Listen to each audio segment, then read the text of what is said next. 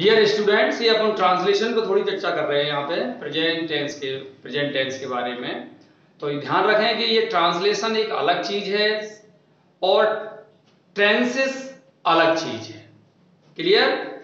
तो यहाँ पे हम टेंस का उपयोग करते हैं ट्रांसलेशन में। बच्चे जनरली गलत समझ जाते हैं कि टेंस और ट्रांसलेशन एक ही बात होती है, ऐसा नहीं है। ये चीज अपन लगातार वीडियो देखते रहोगे तो आपको समझ में आ जाएगी। अब यहाँ पे अपन सबसे पहले लेते हैं रूल्स वाली बात। जो रूल आते हैं, नियम आते हैं, प्लस प्लस करके सब्जेक्ट प्लस प्लस प्लस, ये तो उन रूल्स में बच्चा सबसे ज्यादा परेशान होता है और हम आपको उस रूल से बाहर निकाल के लाएंगे। क्लियर? और आप कॉन्फिडेंस के साथ में बिना किसी टेंशन के फ्री स्टाइल ट्रांसलेशन कर पाएंगे। ठीक है ना? देखिए इसमें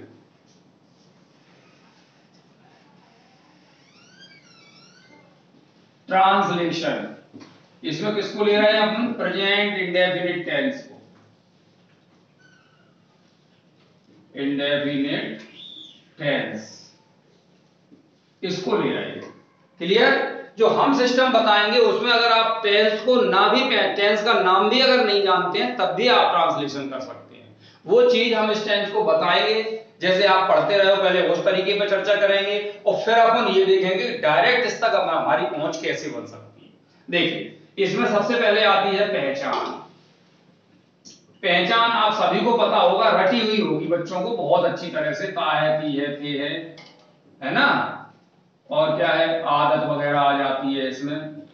आदत है, सार्वभौमिक सत्य है, सार्वभौमिक सत्य, और भी कई चीजें आ जाती है इसमें। नियम आ जाते हैं सारे इसमें। नियम, सभी नियम प्रेजेंट इंडेफिनिट में लिखे जाते हैं। इस तरह से इसको देखते हैं अपन। अब इसमें आता है सबसे पहले हेल्पिंग वर्ब। क्या आता है? Helping verb. हेल्पिंग वर्ब क्या होती है? इसकी डू और डज। क्लियर? मेन वर्ब इसमें कौन सी फॉर्म आती है? मेन वर्ब की फर्स्ट फॉर्म आती है। ये चीजें हम सीखते हैं। ठीक है? उसके बाद में फिर आता है हमारा एफर्मेटिव का नियम, यानी कि स्वीकारात्मक वाक्य, एफर्मेटिव सेंटेंस। इनका नियम क्या आता है? Subject plus V1 plus S या ES प्लस ऑब्जेक्ट। यही अपन नियम पढ़ते हैं। इसके बाद में फिर अपना नेगेटिव वाला आता है। कौन सा आता है? नेगेटिव सेंटेंस का। नेगेटिव सेंटेंस का क्या आता है? सब्जेक्ट प्लस डू या does plus not plus V1 plus object. फिर इंटेरोगेटिव का आता है, इंटेरोगेटिव सेंटेंसेस। इनका क्या आता है? सबसे पहले हेल्पिंग वर्ब पहले हो जाएगी, डू या does plus subject plus not plus V1 plus object और plus question mark. Question word वाला रूल आता है, वो अपन यहां लिखते हैं। माने अपन देखते हैं कि एक टेंस में अपने 4-5 रूल्स हो जाते हैं। ठीक है? तो 12 टेंस हुए तो कितने रूल्स हो गए? जाहिर सी बात है 12 टेंसेस में करीब 50-60 रूल्स हो जाते हैं। अब सारे रूल्स में सब्जेक्ट आना है, वर्ब आना है, ऑब्जेक्ट आना है, नोट आना है, तो माने सारे रूल्स देखने में एक जैसे लगते हैं, जबरदस्त कंफ्यूजन भी होता है।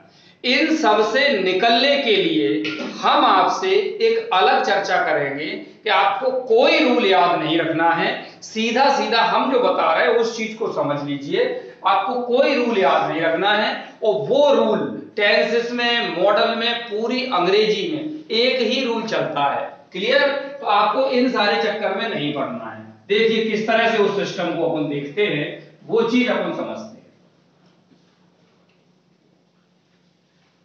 पहले तो इस टेंस में अपन एक चीज याद रखते हैं, वो चीज ये है, शॉर्ट में लिख ले ता है। ता है बराबर क्या लिख दें? डू या डज गो। क्या लिख लें? डू या डज गो, ये अपन लिख लें। इससे क्या होगा, डू डैश साइक्रिया हो गई और गो हमारी फर्स्ट फॉर्म है। गो का मतलब यहां पे क्या है, गो का मतलब गो नहीं है, यहां पे गो का मतलब क्या है, क्रिया का, वर्ब का फर्स्ट फॉर्म। तो अब ये देखिए सेंटेंस में हम देखते हैं कि जैसे अपन ने लिख दिया, ये क्या हो गई, हेल्पिंग वर्ब और मेन वर्ब। इस रूल को अपन समझते हैं। मेन रूल जो सेंटेंस का क्या है, वो क्या है, सबसे पहले ये देखते हैं इंग्लिश में, नहीं तो इसको भी छोड़ दीजिए और डायरेक्ट आइए, सीधा सीधा एक सेंटेंस लिखते हैं, राम बाजार नहीं जाता है, ये सेंटेंस लिया। अब राम बाजार नहीं जाता है, इसका क्रिया रूप क्या बनेगा, डू डज के साथ में गो आ जाएगा। क्या आ जाएगा, डू, या राम सिंगुलर है तो क्या हो जाएगा, डज गो। जो बन गया यहां पर सेंटेंस। सब्जेक्ट कहां आएगा, सबसे पहले, क्लियर। ऑब्जेक्ट कहां आएगा, सबके बाद में आएगा, क्लियर। नोट कहां आएगी, इसके बीच में आएगी। अब सब्जेक्ट क्या है, राम, क्या है, राम। ऑब्जेक्ट क्या है, ऑब्जेक्ट हालांकि नहीं है लेकिन ऑब्जेक्ट की जगह पे ही आ रहा है, स्थान सूचक शब्द है, टू मार्केट। इसको अपन अगर देखते हैं तो ये सीधा सीधा हमें नजर आता है कि ये क्या हो गई, वर्ब, ये क्या हो गया, सब्जेक्ट, ये क्या हो गया, ऑब्जेक्ट। ध्यान रहे ये टू मार्केट यहाँ पे ऑब्जेक्ट नहीं है, ये ऑब्जेक्ट की जगह पे आया, वो एक अलग चीज है। हम केवल यहाँ रूल से बाहर निकलने की चर्चा कर रहे हैं, तो इस मामले में कंफ्यूज ना हो। फिलहाल आप ऑब्जेक्ट की जगह पे आया वो मान के चल सकते हैं, क्लियर। तो ये रूल है अपना, सब्जेक्ट वर्ब ऑब्जेक्ट। अगर इसी रूल को अपन आगे बढ़ाए तो क्या स्थिति बनेगी, वर्ब में कौन कौन सी दो वर्ब हो जाएंगी, एच बी और एम बी, हेल्पिंग वर्ब और मेन वर्ब, सब्जेक्ट ज्यों का त्यों और ऑब्जेक्ट। ये रूल बन गया। अब हमें पता होना चाहिए कि नोट कहां आएगी, सारे बच्चे जानते हैं इस चीज को, नोट कहां आएगी, हेल्पिंग वर्ब के बाद बच्चे बताते हैं, कुछ बच्चे मेन वर्ब के पहले, कम लोग बताते हैं। तो इसको अपन क्या मानेंगे, हेल्पिंग वर्ब और मेन वर्ब के बीच में क्या लिखते हैं, नोट, क्लियर। तो अपन ये सोच सकते हैं तीसरा रूल क्या आ जाएगा आपका, इसको दोबारा से लिख लेते हैं, ये एफर्मेटिव का नियम हो गया, एफर्मेटिव, एफर्मेटिव। अब नेगेटिव का नियम देखते हैं। अपन ने सबसे प्राइमरी नियम क्या लिया था, सब्जेक्ट वर्ब ऑब्जेक्ट। प्राइमरी नियम क्या लिया था, सब्जेक्ट वर्ब ऑब्जेक्ट लिया था ना प्राइमरी नियम। इसी वर्ब को अपन ने दो जगह कर दिया, हेल्पिंग वर्ब और मेन वर्ब। नेगेटिव में क्या आ जाएगा इसका नियम, नोट यहां लग जाएगी, subject H B M B और ऑब्जेक्ट, और नोट यहां इनके बीच में आ जाएगी, क्लियर। अब जब इंटेरोगेटिव में आप जाएंगे, इंटेरोगेटिव में जाएंगे तो इस रूल में कोई भी चेंजिंग नहीं होगी, कोई भी चेंजिंग, सिर्फ हेल्पिंग वर्ब को उठा करके कहां कर देना है, सब्जेक्ट से पहले, ये ध्यान रखना, ठीक है। तो देखिए एच बी सब्जेक्ट, फिर सारा का सारा जो का उतार दो, not M B object question mark, clear. अब अगर क्वेश्चन वर्ड वाला इंटेरोगेटिव आता है तो ये देखिए आप, क्यू डब्ल्यू कहां आता है, सारे बच्चों को पता है क्यू डब्ल्यू सबसे पहले आता है, तो क्यू डब्ल्यू और यही वाला पूरा रूल उतार दीजिए, H B subject not M B object question mark, clear. इस नियम से ये इतना इतना आप जो है, इतना इतना घर पे कॉपी पेन लेकर के 8-10 बार इसको ड्रॉ करेंगे। कितनी बार ड्रॉ करेंगे, 8-10 बार ड्रॉ करेंगे। इससे क्या होगा, ये नियम आपके दिमाग में रच बस जाएगा। जैसे जैसे सब्जेक्ट कहां आता है, एफर्मेटिव नेगेटिव में सबसे पहले। हम तो कहते हैं 2-3 बच्चे मिल जाओ, अगर आपस में इन नियमों को 2-3 बच्चे मिलकर के 8-10 बार इनको लिखें, बार बार देख देख के लिखें आप, और फिर बिना देखे भी बनाएंगे 2-3 बार के बाद, 4 बार के बाद। फिर सभी बच्चे 2-3 बच्चे जो भी 4 बच्चे ग्रुप में हों, वो एक दूसरे से, सब्जेक्ट कहां आता है, एफर्मेटिव नेगेटिव में सबसे पहले। इंटेरोगेटिव में कहां आता है सब्जेक्ट? हेल्पिंग वर्ब के बाद, नॉट से पहले, अगर नॉट सेंटेंस में नहीं है तो मेन वर्ब से पहले। नॉट आप जानते हो कंडीशनल है, कभी नॉट आता है और कभी नहीं। जब जरूरत होती है बच्चे जानते हैं कब नॉट लगाना है कब नहीं लगाना है। अच्छा, मेन वर्ब कहां आती है? ऑब्जेक्ट से पहले, हेल्पिंग वर्ब के बाद, नॉट के बाद, ये चीजें हैं उसकी। नॉट कहां आती है? देखो हेल्पिंग वर्ब के बाद आ रही है, यहाँ सब्जेक्ट के बाद आ रही है, यहाँ भी सब्जेक्ट के बाद आ रही है, तो यहाँ जगह बदल रही है पहले से। अब पीछे से देखो नॉट कहां आ रही है, यहाँ भी मेन वर्ब से पहले है, यहाँ भी मेन वर्ब से पहले है, यहाँ भी मेन वर्ब से पहले है, तो अपन यही सही मानेंगे। क्या मानेंगे? कि नॉट कहां आती है? मेन वर्ब से पहले आती है। तो इन चीजों, क्वेश्चन वर्ड कहां आता है? सबसे पहले आता है। हेल्पिंग वर्ब कहां आती है? क्वेश्चन वर्ड सबसे पहले आता है। हेल्पिंग वर्ब कहां आती है? हेल्पिंग वर्ब से एफर्मेटिव नेगेटिव सेंटेंस में सब्जेक्ट के बाद आती है। क्लियर? मेन वर्ब से पहले आती है या नॉट से पहले आती है, सोच सकते हैं आप इतना। हेल्पिंग वर्ब इंटेरोगेटिव में कहां आती है? सब्जेक्ट से पहले आती है, क्वेश्चन वर्ड के बाद आती है। इन चीजों पे आप जो है केवल चर्चा कर लो, इन सब में मिलाकर के मुश्किल से 15, 20, 25, 20 मिनट लगेंगे, 20 मिनट लगेंगे भी नहीं। तो इससे आप क्या, ये रूल पूरे सभी टेंसेस में, और मैं तो ये कहता हूं पूरी अंग्रेजी में थ्रू आउट चलते हैं। नर्सरी से लगा करके, नर्सरी में तो ये रूल पढ़ाए नहीं जाते हैं, मैं तो कहता हूं क्लास 3rd 4th 5th से लेकर के, और जब तक आप अंग्रेजी पढ़ेंगे यही रूल चलते हैं। और यही रूल चलते हैं नहीं, यही रूल चलता है। कौन सा? Subject, verb, object. इसी से तो अपन ने सारे निकाले हैं कि नहीं निकाले? देखिए आप, वर्ब को क्या कर दिया? हेल्पिंग वर्ब, मेन वर्ब, फिर नॉट इसके बीच में आ गई है। इंटेरोगेटिव में हेल्पिंग वर्ब सब्जेक्ट से पहले आ गई। पूरा रूल यही तरह, सारा का सारा रूल यही तरह रखा है।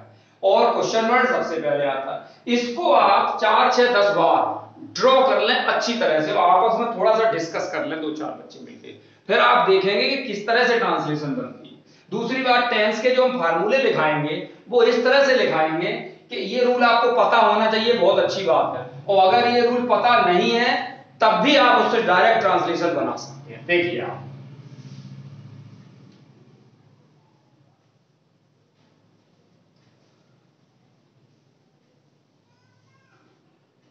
देखिए अब हम वही सेंटेंस फिर लेते हैं। राम बाजार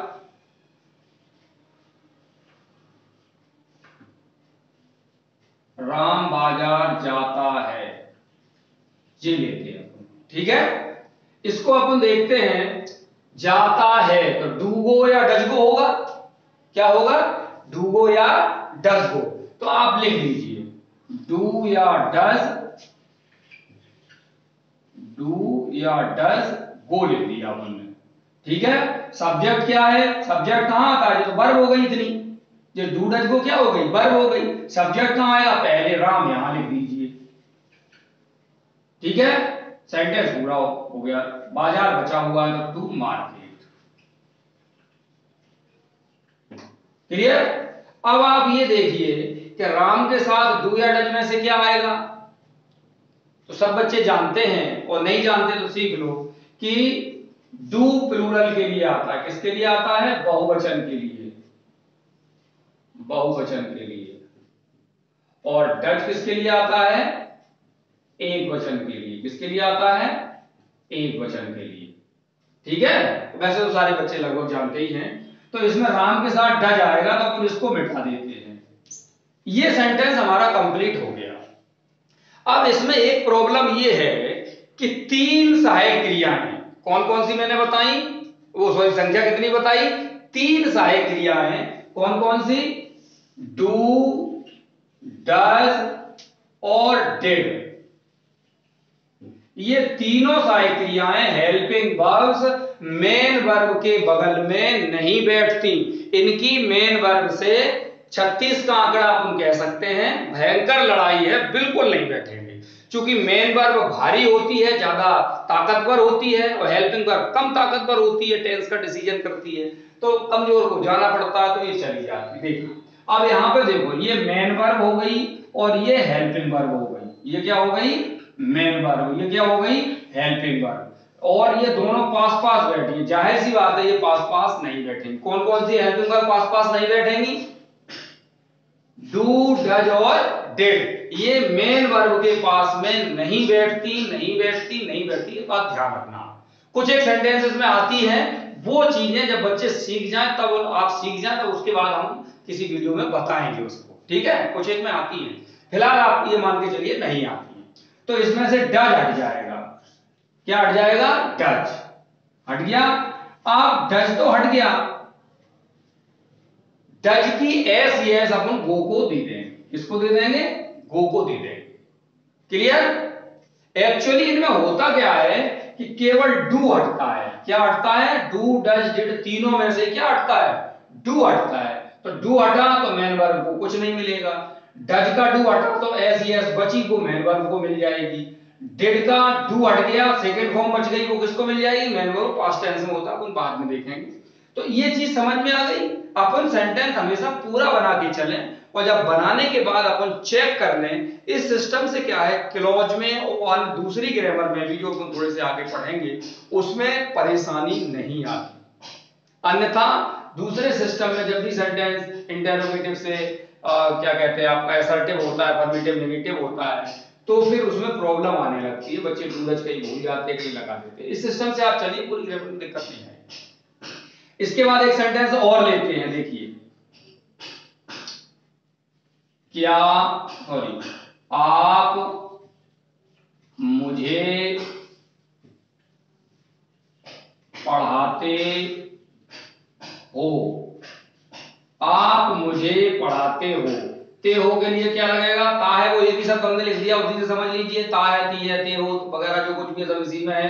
डू, डज, गो, तो डू डज लिख लीजिए,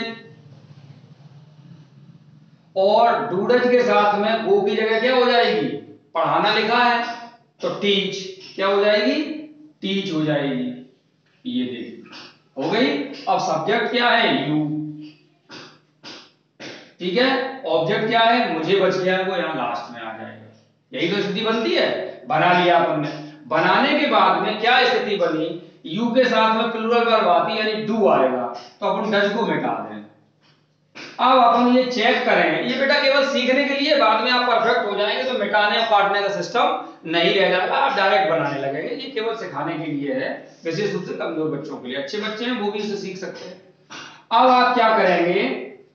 ये चेक करेंगे डू, डज और डिड कहीं मेन वर्ब के बगल में तो नहीं बैठे हैं, तो ये बिल्कुल बैठे हैं पास पास, इनके बीच में कोई अन्य शब्द नहीं है, तो जाहिर सी बात है डू चला जाएगा। अब डू के पास मेन वर्ब को देने के लिए कुछ है ना, तो ऐसी है ना सेकंड फॉर्म है। जब कुछ देने कोई नहीं है तो ये वैसे ही चले जाएंगे। ये लो काम आपका सेंटेंस बन गया, यू टीच मी। क्लियर? इसी तरह से आप किसी भी किताब से लेकर के 10-5 सेंटेंस बनाए। मैं कुछ और देखता हूं, नेगेटिव वाले भी देखता हूं। नेगेटिव वाला मैंने पहले ही देखा था, एक और देखते हैं। देखिए,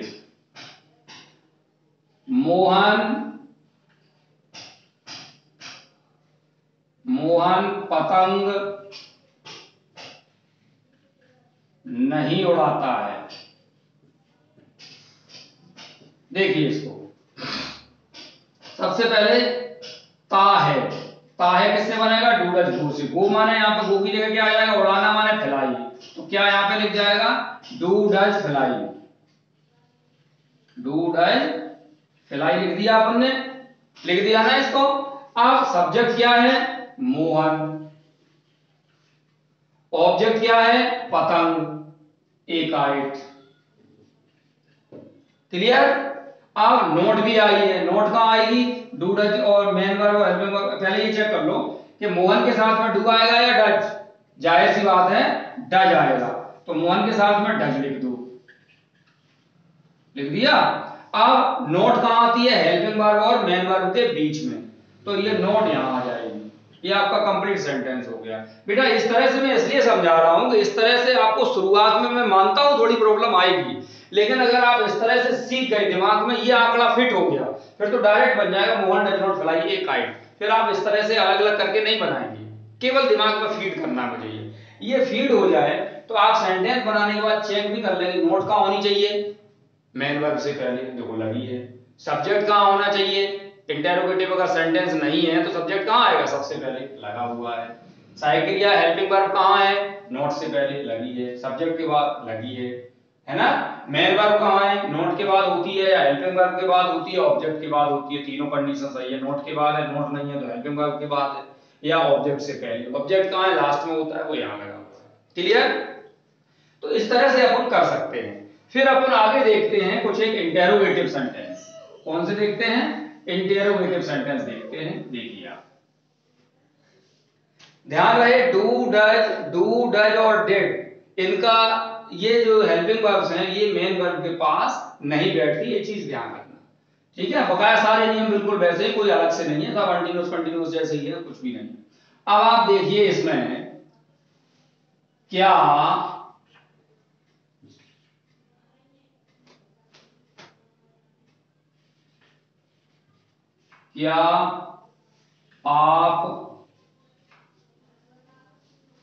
मुझे जानते हो? क्या आप मुझे जानते हो?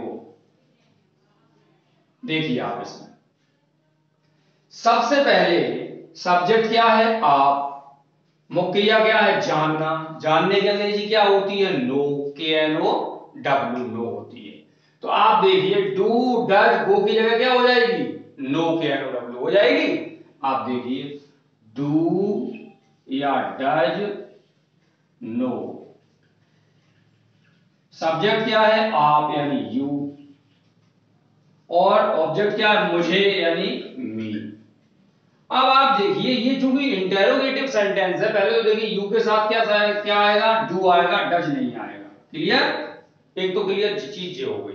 दूसरी चीज ये है कि जो सेंटेंस क्या से शुरू होते हैं, अथवा ज्यादा सटीक मैं चीज बता दूं, जिन सेंटेंस का उत्तर हां या ना में देने से पूरा आंसर हो जाए और कुछ ना कहना पड़े, ऐसे प्रश्नों में क्वेश्चन वर्ड नहीं लगाया जाता। जैसे मैं कहूं, क्या आप मुझे जानते हैं? तो आप या तो हां कहेंगे या ना कहेंगे, इतने में ही पूरा आंसर हो जाएगा। यानी कि इसमें क्या की अंग्रेजी वाट नहीं आएगी। दूसरी सरल पहचान है जो छोटे बच्चों को बताई जाती है, क्या शुरू में आ जाए। ठीक है? तो देखिए, हालांकि वो पहचान कभी कभी गलत भी हो जाती है। जैसे क्या हुआ, तो उसकी अंग्रेजी बनती है व्हाट वाज द मैटर। क्या बात है, व्हाट इज द मैटर, तो उसमें क्या की अंग्रेजी व्हाट आ जाती है कि क्या शुरू में लगा है। कई सेंटेंस ऐसे हैं। तो आप दूसरी वाली पहचान देख लें, जिस प्रश्न का उत्तर हां या ना में देने से पूरा हो जाए, उसमें जो है हेल्पिंग वर्ब पहले लगा करके क्वेश्चन बनाते हैं, और प्रश्नवाचक शब्द इंग्लिश में कहते हैं क्वेश्चन वर्ड नहीं लगाया जाता। तो अपन देखेंगे कि प्रश्नवाचक चिन्ह लगा हुआ है तो हेल्पिंग वर्ब कहां आनी चाहिए? सब्जेक्ट से पहले। तो इसको डू को हटा के कहां लगा दूं? सब्जेक्ट से पहले। बाकी शुरुआत हो रही है, डी बड़ी बना दो। क्या बना दो? डी बड़ी बना दो। लो, डू यू नो मी, ये आपका सेंटेंस बन गया। अब चेक कर लो, क्या डू डज मेन वर्ब के बगल में बैठे हैं? डू और नो के बीच में कोई शब्द है? हाँ है, तो डू डज डिड लगे रहेंगे, फिर हमें उन्हें हटाना नहीं। इस तरह से इसको बनाना है। क्लियर? इसके बाद में अब आप देखिए, अगला है, एक और इंटरोगेटिव का उदाहरण देते हैं।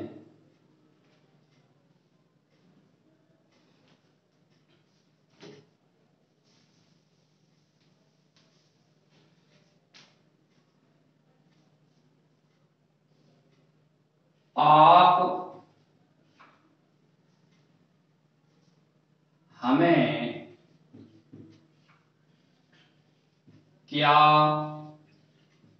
पढ़ाते हो? ये आप देखिए, अब हम आपसे पूछ रहे हैं, आप हमें क्या पढ़ाते होते हो? आ गया, डू डज डू से बनेगा, सिंपल। अब इस प्रश्न का आंसर दीजिए। आप मुझसे पूछिए आप हमें क्या पढ़ाते हो, तो हम हाँ या ना में उत्तर दे दें, उससे चल जाएगा काम? बिल्कुल नहीं चलेगा। आप भी समझ रहे हैं इस चीज को। तो इसमें हमें कहना पड़ेगा इंग्लिश, गणित, मैथ, इंग्लिश, मैथ, हिंदी, कुछ भी जो भी पढ़ाता है टीचर को कहना पड़ेगा आप हमें क्या पढ़ाते हो? तो मैं तो इंग्लिश कहूंगा, इंग्लिश।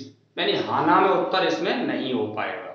यानी कि इसमें क्या की अंग्रेजी वाट आएगी। चलो वो मैटर बात का है। सबसे पहले ते हो माने डू डज डू, वो की जगह क्या आ जाएगा यहाँ पे, पढ़ाना क्रिया है तो टीच, तो क्या हो जाएगा डू डज टीच, क्या हो जाएगा डू डज टीच।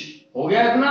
अच्छा सब्जेक्ट क्या है, आप, पढ़ाने वाला कौन है, आप यानी यू, हो गया। अच्छा क्वेश्चन वर्ड व्हाट है वो कहां आएगा, सबसे पहले आएगा, क्लियर। और ऑब्जेक्ट क्या है, हमें रह गया, तो हमें क्या अंग्रेजी ऑब्जेक्ट की जगह पे क्या आती है, अस। ये हमारा बन गया। अब इसमें इंटेरोगेटिव मार्क आप तब लगा पाओगे जब, क्योंकि क्वेश्चन है ये, क्वेश्चन में हेल्पिंग वर्ब कहां आती है, सब्जेक्ट से पहले। यू के साथ डू आता है, डज आता नहीं है, तो अपन इसको हटा देंगे और ये डू भी हटके कहां आ जाएगा, यू से, यानी सब्जेक्ट से पहले।